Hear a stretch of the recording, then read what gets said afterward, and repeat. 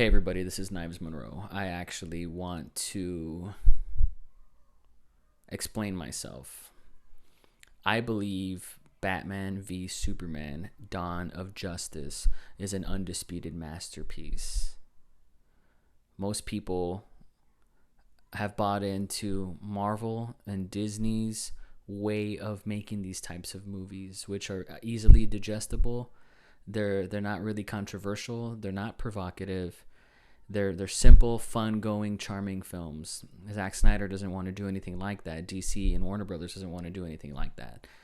Now we have a Superman who, in the quite literal sense, is an alien from a different planet who has arrived on Earth and has changed the way that human beings deal with,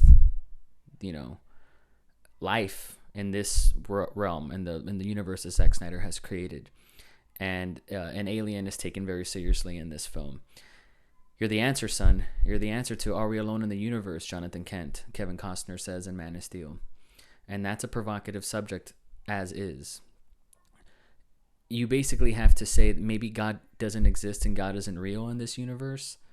That's hefty. That's challenging. That's going to be a figure of controversy, as Charlie Rose says in Batman vs. Superman. And we even have Neil deGrasse Tyson, an astrophysicist, say that this challenges how we see ourselves in the universe, our place. This is a movie dealing with those themes. This is a movie that is going there. And it's not as easily digestible as these Marvel films have really oversaturated the customers, oversaturated the way people view superhero films, the way people view films in general.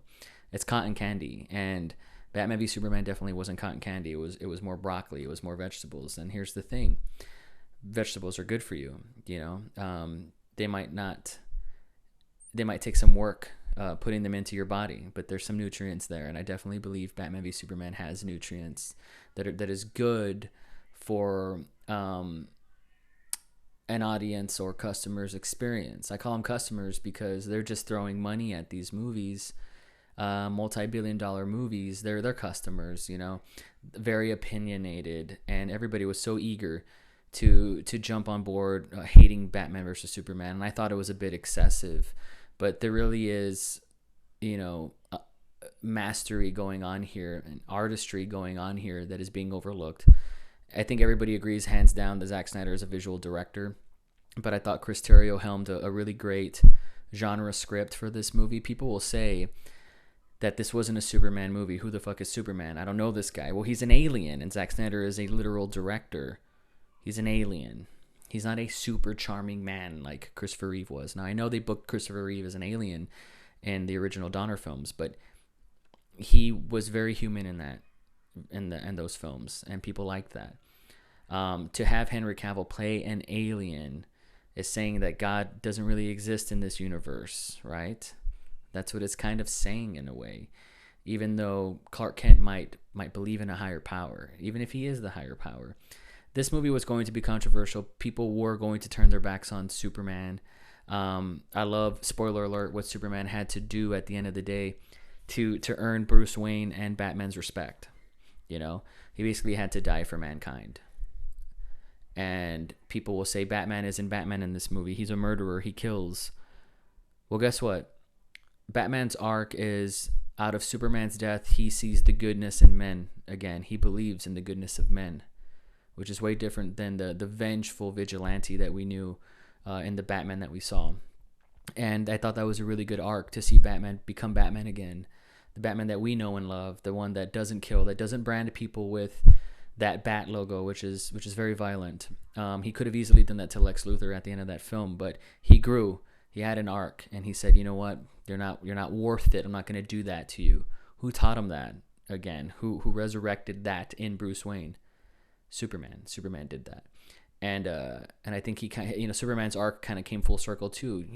When it came to General Zod, only he could stop Doomsday, and he did it. At the expense of himself. And I thought the altruistic Superman was the only way to go.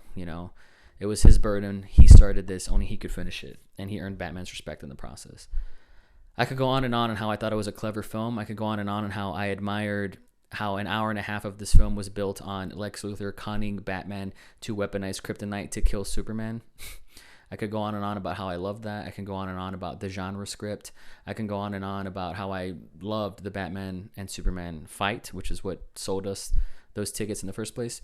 But instead, I want to say that, Zach, stick to your guns and fuck what everybody else thinks. You made an undisputed masterpiece, and thank you for that. Don't compromise your integrity ever.